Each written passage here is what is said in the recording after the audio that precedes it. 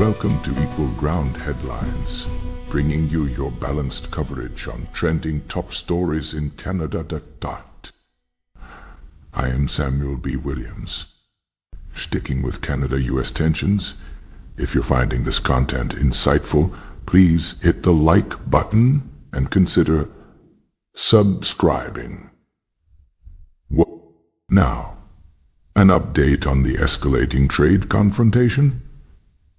Canada is hitting back against new U.S. tariffs on its automotive industry by slapping its own tariffs on American cars. That tit-for-tat move underscores a rapidly deteriorating trade relationship between Ottawa and Washington. Here's what happened. Back on January 22nd, President Trump declared a national emergency related to cross-border drug smuggling and, citing that emergency, unveiled a sweeping set of steep tariffs on imports from various countries, notably including Canada. It was an unconventional use of emergency powers, ostensibly aimed at stopping illegal fentanyl coming from abroad. But the practical effect was a trade offensive. For Canada, Trump's proclamation was a gut punch. He targeted Canadian steel, aluminum, and crucially automobiles and auto parts with hefty duties. We're talking tariffs on the order of 25% or more, making it far more expensive for Canadian-made cars and parts to enter the U.S. This was shocking for a few reasons. The U.S. and Canada are close allies and part of USMCA, the free trade agreement that replaced NAFTA.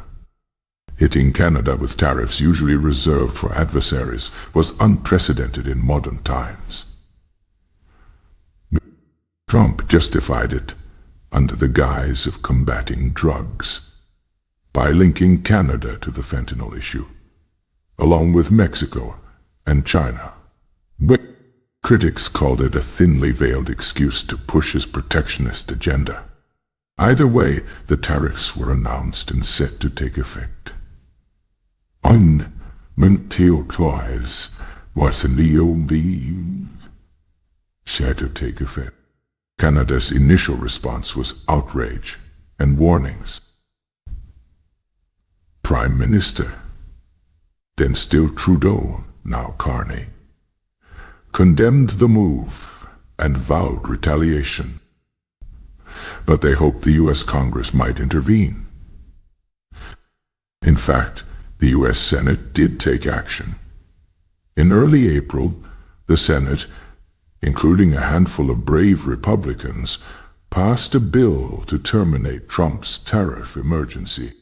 The Senate vote was 51-48, with at least 4 Republicans breaking ranks to join Democrats in a bid to stop the Canada tariff. This was a remarkable rebuke to President Trump from within his party. For example, Senator Susan Collins of Maine took to the Senate floor, arguing that Trump's tariffs would hurt industries in her state, like paper mills that rely on Canadian pulp. Senator Rand Paul of Kentucky also lambasted the tariffs on Canada during debate. They recognized that making an enemy of Canada would backfire economically. However, despite that Senate vote, the effort is likely to fail in full.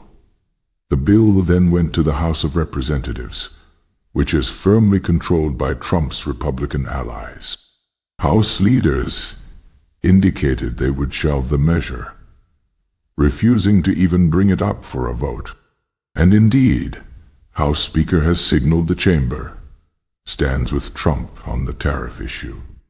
So, the Senate's dramatic vote may end up being symbolic. President Trump, for his part, was furious at the Senate's defiance. He even took to social media urging specific UP senators by name, Collins, Murkowski, McConnell, Paul, to vote against the bill. They ignored him, passing it anyway, but again without House concurrence. It doesn't overturn his policy. Faced with the near certainty that U.S. tariffs are coming into force, Canada decided to retaliate.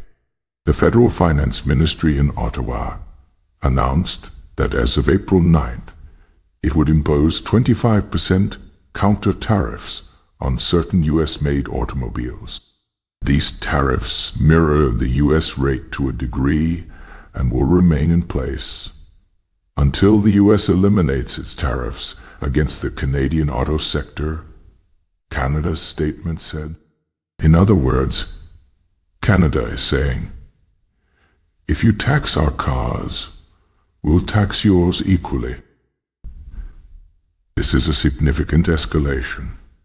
The auto industry is deeply integrated across the Canada-US border. Cars and parts zigzag back and forth during production.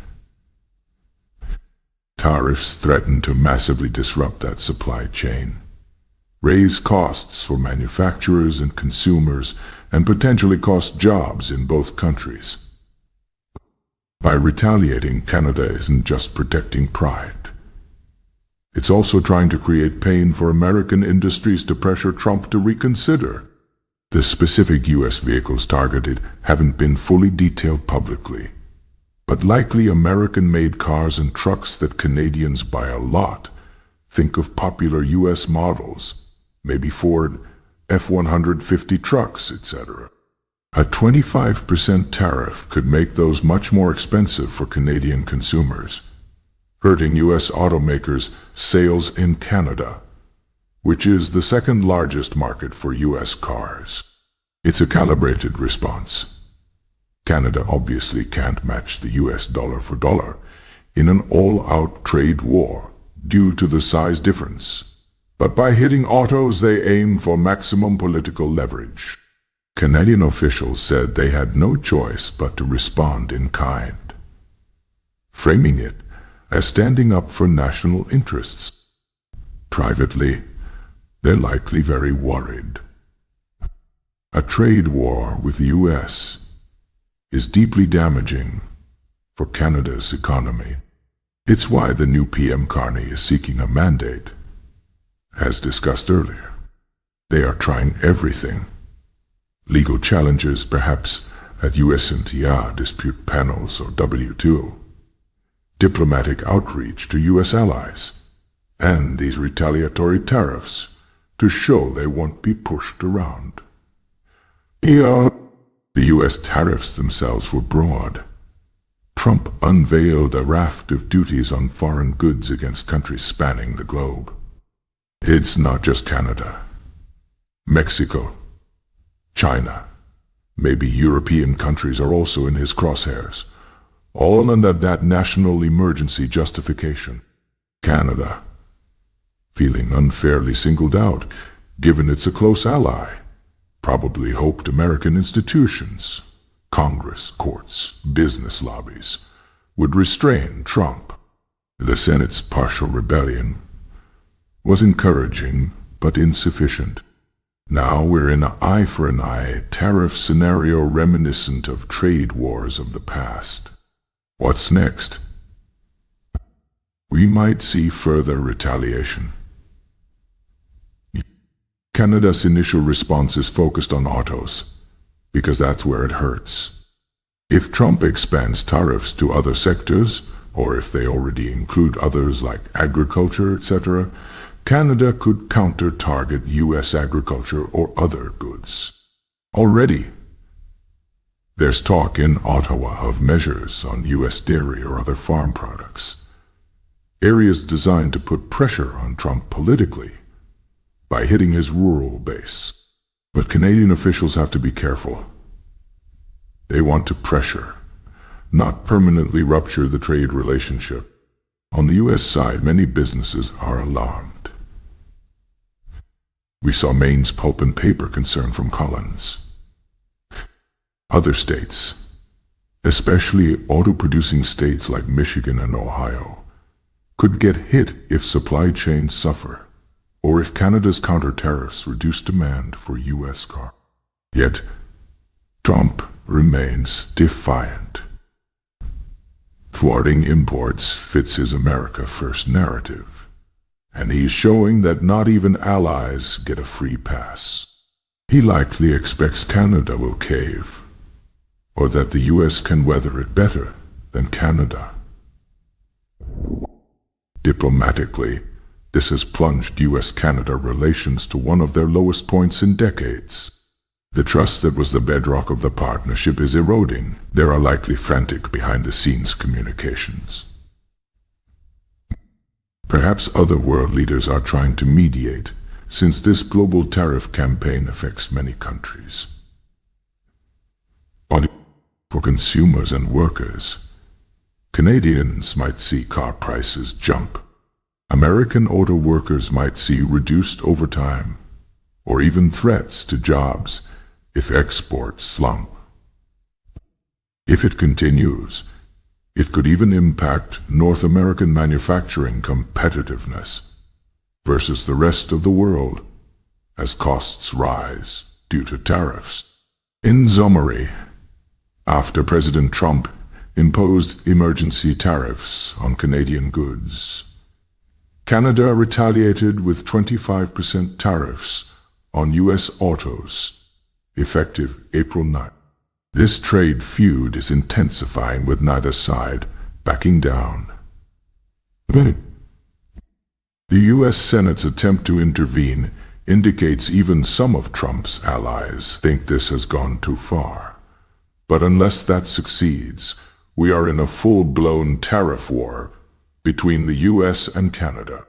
It's a remarkable and perilous moment for two countries whose economies have been entwined and friendly for so long. The coming weeks will test whether negotiation and cooler heads can prevail, or if we spiral further into an all-out trade war.